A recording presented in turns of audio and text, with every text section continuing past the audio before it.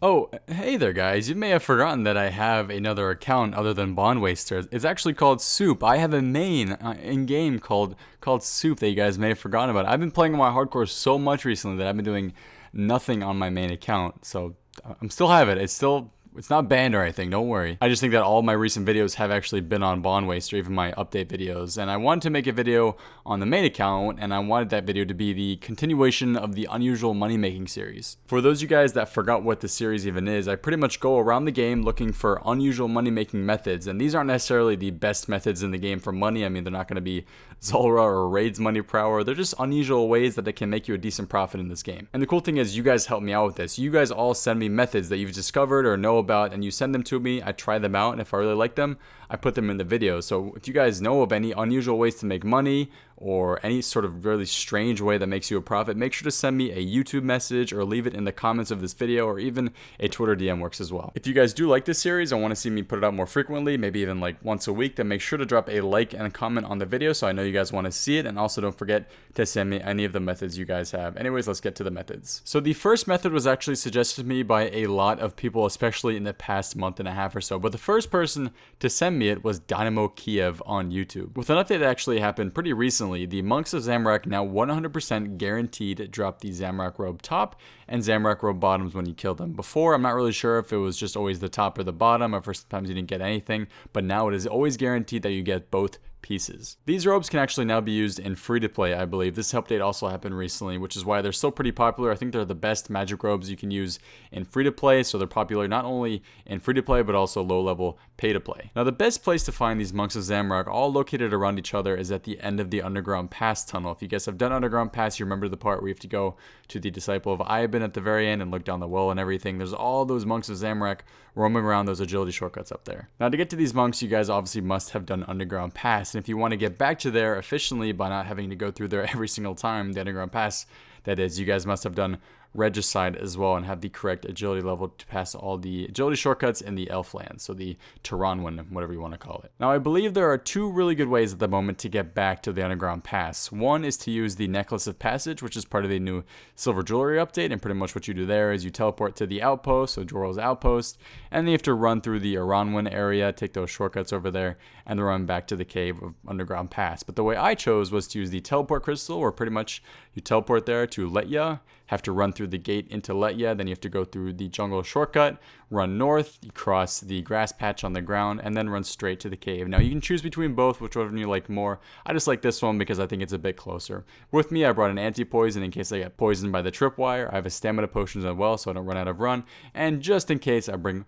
one food with me. Now, as you guys can see in the video, every time I killed one of these monks, they always dropped a robe top and a robe bottom. And if we head to the price guide, you can see that the bottoms are going for around 2,000 GP at the moment, and the tops are going for around 1,100. When coming here, don't wear anything on your chest or legs, because then you can wear an extra set with you and bring it back to the bank. They're very weak, they don't really do any damage to you, so you don't have to worry about taking pretty much any damage at all. But as you can see from this price guide, a full inventory of this is around 40,000 GP for like 4 minutes worth of work getting to this place and then killing these monks, which is actually really good. Now, Zami robes are a popular item, and you will potentially sell a lot of them for medium price or even 5% under right away on the Grand Exchange. But usually what you want to do is you want to leave your offer in at maybe medium price or 5% under, and they will sell over time. So leave it in for an hour and you could sell everything you collected. For the case of the video, I want to show you guys that these things do actually sell on the Grand Exchange. Some sold right away and some I had to put in for a little bit lower. But from one inventory of going there, I managed to make 33,000 GP, and that took about 4 minutes. Now, if you do the math, that comes out to around 500,000 GP per hour, which is very,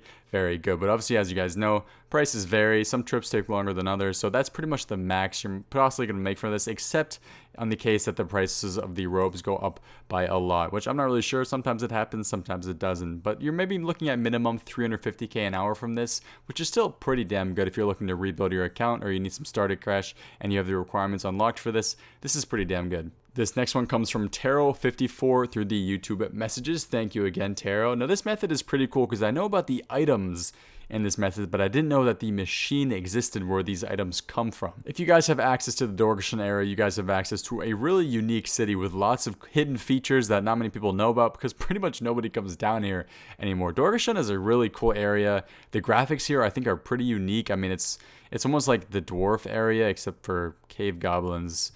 Obviously, Stefan. But graphics a point, there's some pretty unique things you can do here. Now, one thing that you can collect that is unique to this area is cave goblin wire. There is a wire machine in the southwest part of the city right next to the furnace that actually spawns cave goblin wire every 6 seconds. Now, the cave goblin wire has to be thieved at a thieving level of 44 thieving. So minimum 44 thieving is needed for this, which is actually a pretty low requirement. It isn't that hard to get. Access to the Dorgashan area is required for this, and if you guys want to be sort of semi-efficient when doing this, you guys can also use these goblin spheres in my inventory to get back quickly to the Dorgashan area. These spheres can be purchased from Oldak, who's in the northwestern part of the caves, for molten glass and 2 law runes each. The method for this is pretty simple. There is a bank also in the northwestern part of the city, so you start off there and you can run down south to the southwestern part of there, and you guys will just have to go up a set of stairs, go down, you're going to see the furnace. Now on your mini map you can see the cave goblin wire machine is actually on your mini map. So all you have to do is make your way down there, stand next to the machine,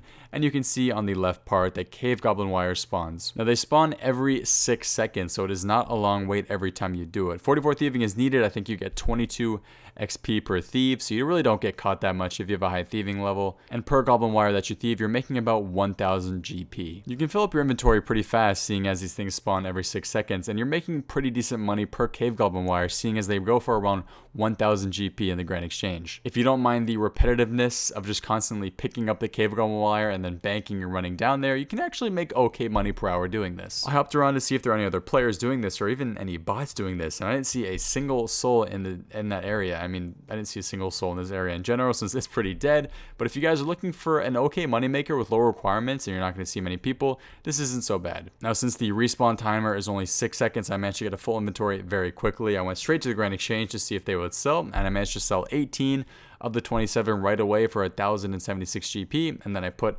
the other 9 at a lower price to see what they would sell for, and they sold for 850. So if you guys do leave these in overnight or whenever for medium price, they will end up selling because they do sell over time. As you can see, I managed to make 27,000 GP from this, and this was a faster trip than doing the Zamrak robe. So the money per hour from this is potentially higher as long as the cave goblin wire is being bought by people. I knew about the item cave goblin wire. In fact, I used it for crafting a bit last year when I made a video on the item itself, but I didn't know about the cave goblin wire machine. So that's definitely very unique. Thank you, Taro, for sending me that. Now, this last method I was a bit hesitant to put in because I personally didn't have much success with it and I didn't like it so much, but the amount of people who sent me this one is insane. And recently people have been sending me screenshots of how much money they're making off of this and how much they personally enjoy it. So I figured I might as well put it in to show you guys what it is. Now, this is actually picking up the dropped runes at the ZMI altar, so the Iranian Altar. For those of you who didn't know, the Iranian or ZMI altar, as a lot of people like to call it, is a pretty popular way to train runecrafting. It was added pretty recently to old school, and what you pretty much do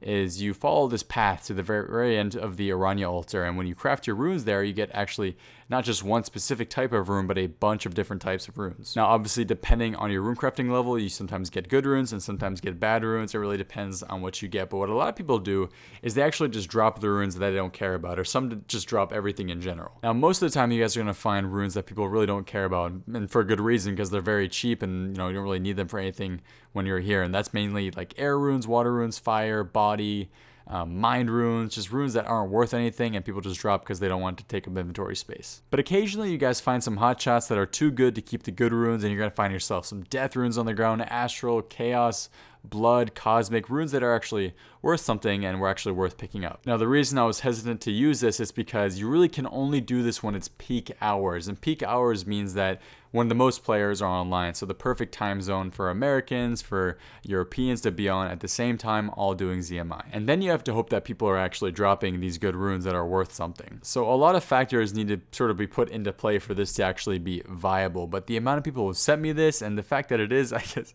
pretty unique is sort of worth putting into one of these unusual money-making episodes. I came back here multiple times throughout the day at different hours to see which hour was the best, but I feel like it's just random. Sometimes it's good, sometimes it's not. It all comes down to RNG in hopes that somebody is dropping these really good runes. And I did find somebody doing it. I stayed there for about 20 minutes picking up all these runes on the ground. I felt like a peasant. I felt pathetic, but I did it for the video. Now, while I was here for about 20 minutes, 10 of those minutes was me spent up picking these runes. I tried different places here. I tried going to the altar to see if people dropped it there. I tried going to the teleport spot to see if people dropped it there. And mainly, it was here at this bridge where people mainly dropped all of their runes. And in the 10 minutes I was there, I managed to make 8.3 thousand GP picking up other people's runes. So thank you to the couple hotshots who are dropping all their expensive runes. I appreciate it. Now, just because I didn't have much luck doesn't mean that you guys aren't going to have much luck doing this, because the person who sent me this method, or the main person I looked at, so Utera on Twitter or Hannes, look at these screenshots he sent me. I mean, he said that he was seeing these sort of runes on the ground for extensive periods of time when he was doing this method. So it really comes down to a bit of luck, I think, if you're going to try this out. Anyways, guys, those are my 3 methods for the unusual money making methods series. I hope you guys enjoyed it. Again, if you've watched it this far, thank you guys for watching. Make sure you do drop a like on the video, and also please send me your unusual money making methods, because I love trying them out to see if I find something really unique and cool. Anyways, thank you guys all so much for watching. I hope to see you next time. Have a good one, and peace. Wow.